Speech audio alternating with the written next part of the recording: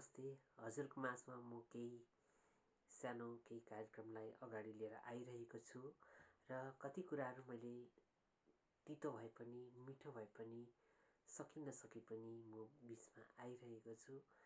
कति हामीले भुल त्रुटि गरेको छौँ, क्षमा माग्दै है यो एउटा नयाँ कार्यक्रमलाई नयाँ सोचलाई लिएर आएको छु र यो कार्यक्रम चाहिँ कस्तो छ भने हजुरले बुझिदिनुहोस् ला है।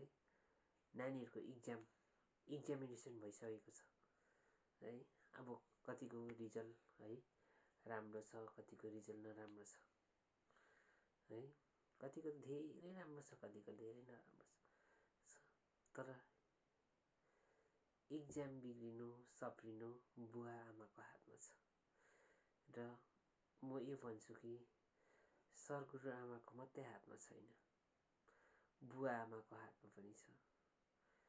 जसरी बुवा आमाले न्यानो माया दिएर न्यानो प्रेम र भावनाको साथमा पढाउनु भयो भने त्यो नानीले राम्रो पढ्छ, राम्रो लेख्छ। आमा बुवाको आशीर्वाद पनि हुनुपर्छ।